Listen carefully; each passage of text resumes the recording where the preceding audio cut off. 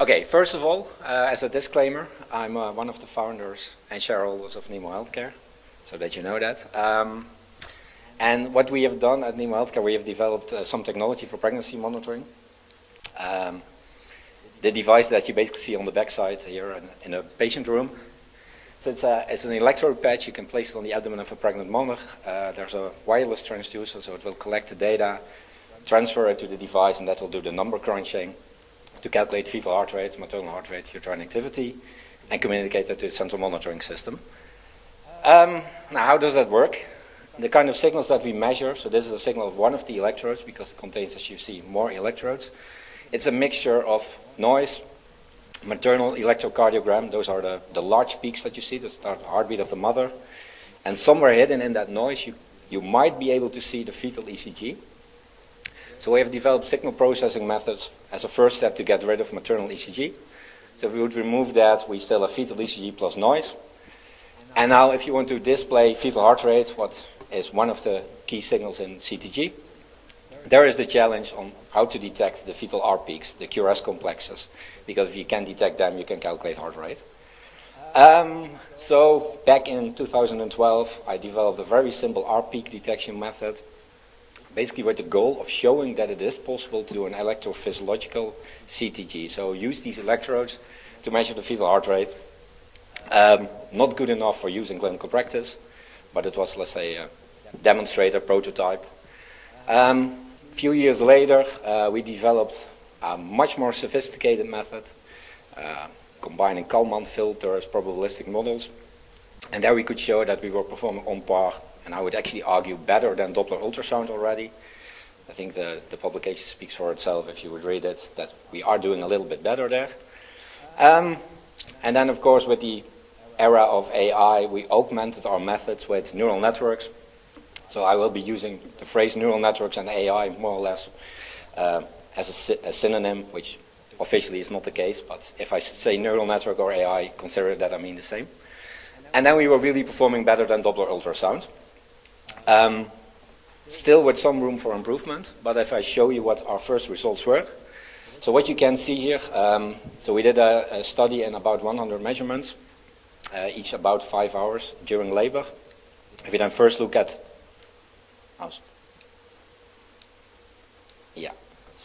If we look at overall, so full labor, including second stage of labor, you can see that the coverage of our device was 99.9%. Basically, 100% of the time we could get an output. If you would compare that to ultrasound, it was 82% of the time. So basically 20% of the time there was no output from ultrasound. If you now look at how correct the heart rate is, and I was actually quite amazed how, I would argue, how bad ultrasound was. It was only 70% of time when it gave an output, it was actually correct. Where correctness meant at least within 10 beats per minute from the scalp electrode.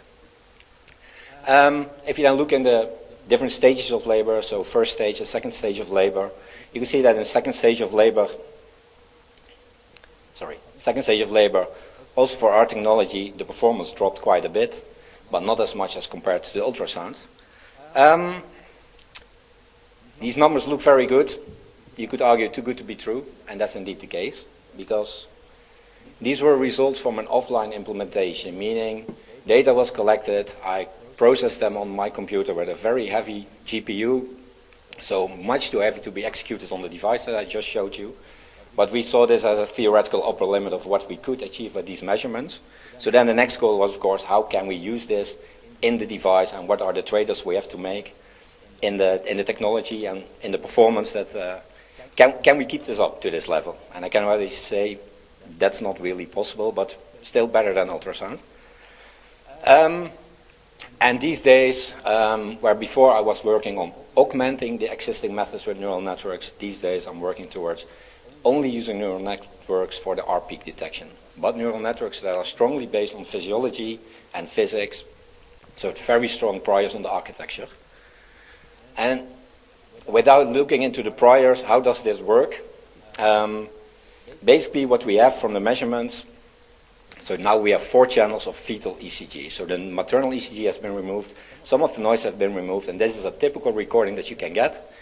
And what we did a simultaneous measurement with scalp electrode, what we see on the right. So here you get a small part of 5 seconds of CTG. So you can see on the axis there's a heart rate about 160. And basically we plugged a neural network in between, which had as a goal to come up with the fetal heart rate given the fetal ECG signals that we show on the left. But if you then think about such a neural network, a basic neural network is not very smart. Actually, you could argue it's kind of ignorant. Because if you train it like this, you basically tell it that it has to come up with an output every single time. Because we had a fetal scalp electrode, which would always give an output. So also in case of very poor input quality, it would give an output. And arguably, if you would connect the patch to a non-pregnant woman, or man, it would also give an output because it has learned to do that. And of course, that's not what we would want, because that would give unpredictable behavior. When the baby is born, you would still expect an output. If there was stillbirth, you would still expect an output, etc., etc. So this is not ready for a clinical product. So we developed basically a secondary algorithm, and the goal of that algorithm is to assess whether the first algorithm was right in the heart rate that it found. In other words, was there indeed a baby there, and was the heart rate that was detected correct? And that's kind of challenging, because then you have to build an algorithm that checks on another algorithm with different assumptions that you have to make, because if you make the same assumptions, of course, it will always come with the same answer that the other one was correct.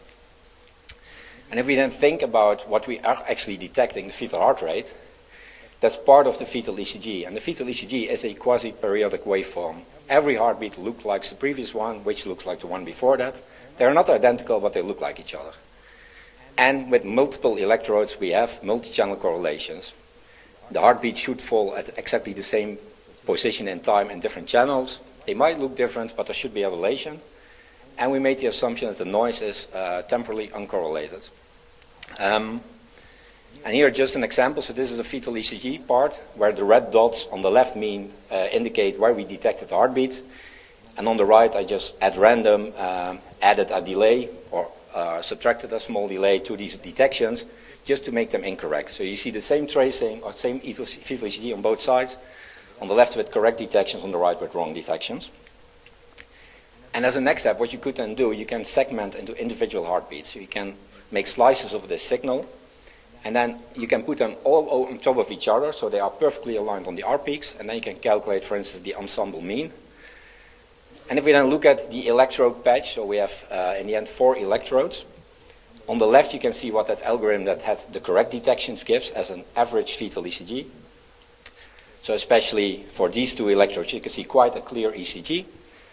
Probably meant that the baby was on this side of the abdomen here and not on the other side. And for the other one, where the algorithm was wrong, it gives a fetal ECG that looks like this. So arguably, you could say if the signal looks like an ECG, the peak detection must have been correct. There is, of course, a trade-off there, because if you want to average heartbeats to boost the signal-to-noise ratio, that means you have a very slow response, because you're averaging over a time window. Of course, the longer you average, the higher the quality will be, so the more conclusive you can be about the quality. But of course, you will be having a delay. So you can only say in the last minute, I was 80% of the time I was correct, and that's not what we want in clinical practice. Well, maybe a little bit of a spoiler, but tomorrow I will be presenting on behalf of a PhD candidate, Ivar de Vries, and I would argue we have now a solution for this. Without averaging, we can still find the high-quality fetal ECG signals, but I will present about that tomorrow. That secondary algorithm, that's only one of possible solutions. So I would now like to discuss a little bit about another possible solution. So if we look again at an example of a noisy fetal ECG signal, you can see on the left side, it's kind of nice. You can see the R peaks, and all of a sudden there's a lot of movement, interference. Can be an electrode that came loose. It can be very strong pushing during second stage of labor. It can be a mother walking around, because it's a wireless device, so she's free to walk around. If you then think about, if you train a neural network with fetal scalp electrode as its goal, as its target, and we look in the right part of this signal, if I would argue that it will be impossible in that part of the signal to find fetal heart rate, what we would then get is that the heart rate estimated by the neural network will be wrong, we will then compare it to the heart rate from the scalp electrode, and we say we make a big error, and what happens in a neural network, you will get a very big update of all the network weights. All these small numbers will be tweaked to make it a little bit better for that wrong output, and actually that means you steer it away from correct solutions for all the other parts. And that's a bit weird, because as a next step, if we deploy this, so use it on a device, we are actually then going to say, but where we were wrong, we are not going to show it, because the secondary algorithm will reject this. So then we have basically decreased the performance for something that we will never show, and that's of course a suboptimal solution. Luckily, what you can do also is not train the neural networks towards the fetal heart rate, but you can also train it towards a fetal heart rate plus variance, or an estimate of the inaccuracy. And as an example, consider this situation. I hope you can see the red line. So red line indicates where we detected the fetal heart rate. The blue curve, where it's at its peak, is where it is the correct heart rate. And where the red and the blue intersect, that's the likelihood, the probability that you were correct. And if you now see on the left side, on the left side, we make a rather small mistake, and then the likelihood as well. Let's say if this is a normalized scale, 80%, here we make exactly the same, we have the same likelihood, but the difference is much bigger, because the variance is bigger. So the neural network has the possibility to change the variance, increase it, and then it can allow for more uncertainty and bigger mistakes without decreasing likelihood. And of course you cannot just do that, so you have to put a penalty on increasing the variance. You can call it an Occam's razor, so you always go for the simplest model, from the one with the smallest likelihood, and only if there's a reason to increase, with the smallest variance, and only if there's a reason to increase the variance, you should do that.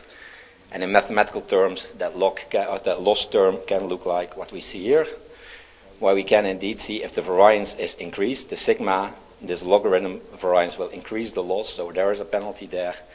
And what we see here on the right is basically the mean squared error. And then we can change the shape of the neural network a little bit. It doesn't only give fetal heart rate in mu, it also gives a variance. So we get two outputs instead of one. Same loss function, of course. And then actually that gives us more opportunities, because we can then also simulate recordings when, for instance, there is no baby. This was a recording on a non-pregnant person. We removed the maternal ECG, actually paternal ECG, this was me. And I could argue that this heart rate, fetal heart rate, must be 0, and we can train the neural network towards that, because it must learn then to increase the variance there. And here are some examples. So what you can see here is on the top is our old algorithm with the neural networks, the augmented neural networks. I should actually say normal detection augmented with neural networks. And at the bottom it's a fetal heart rate from scalp electrode. So you see they are very much the same. You see some gaps in the recording where the secondary algorithm kicked in and said what was detected here was incorrect. And on the right you can see an example of what it can do with variance. So the shaded areas that you can see in the background, they are where the variance is larger. The other parts, there is a variance, but it's so small that you cannot see it behind the black line. And it's actually kind of nice that here the variance is indeed higher, and you can also see that it misses this. I don't know if it's an acceleration, but at least the heart rate goes up a little bit. It misses it, but it knows it missed it. Also an example, more challenging, second stage of labor, many decelerations. You see that the old algorithm had some problems there, some parts where it couldn't find the heart rate. The secondary algorithm kicked in and said, we are not going to show this because I think we are incorrect. And on the right we see the same, but then with increased variances, exactly in the places where the output was wrong. Heart rate is only one part of the CTG. And if we do these measurements on the abdomen, we also measure electrical activity of the uterine muscle. And also here we developed many years ago, actually I should say we, it's a colleague of mine, a former colleague of mine. She developed a method to link, somehow I changed to a laser pointer, but okay. To link this electrohistogram, so the electrical activity of uterine muscle, to a measure of uterine activity. So for instance, uterine pressure, intrauterine pressure. And the question, of course, what is the question mark? What is the model that is in between? And so she developed a physiology-driven model. where basically what we are looking at, if you have a very strong contraction of the uterus, that means a lot of muscle cells must be involved at the same time. So the energy in the signal or amplitude of the signal must be large, but also these muscle cells must be excited, meaning there should be a frequency, a repetition frequency in the signal. If the frequency inside the signal goes up, that should also mean that there is a stronger contraction. So she used that to get an estimate of intrauterine pressure. But what she also described is that next to this model that she derived, there's also some nonlinearities, because electrical activation of a muscle and mechanical tension of the muscle, or if we just loosely translated uterine pressure, that's a nonlinear behavior. At first, on the left side, you can see it's kind of linear, but it kind of saturates and even starts to drop. So there's some nonlinearities there. And if we want to model nonlinearities, why not also look into neural networks? So that's also what we did. And actually also there we have the same kind of problem, because if we would do intrauterine pressure, that means that we're only looking into labor. But what about then women who are not in labor? The algorithm has not seen that then, and if you train a neural network with data only of women in labor, it will probably do a bad job for women who are not in labor. So we also needed to come up with a solution there. How do we find then recordings in an antepartum population, and actually also where we were really sure that they didn't have uterine contractions? So this is what we did. Probably you don't recognize this building, but this is on the campus of a university, and this building is where students live. So we went to the female population of our university and asked all the female students who were not pregnant if they wanted to volunteer to do a measurement. So we, in a week's time, we got more measurements than we ever expected. So we now had a training set also of women who are not in labor. And then you can see some results. So on the top you can see intrauterine pressure. At the bottom is the old physiology-driven algorithm. And in the middle is the new algorithm that's also augmented with a neural network. And as you can see, it's very much similar to the intrauterine pressure.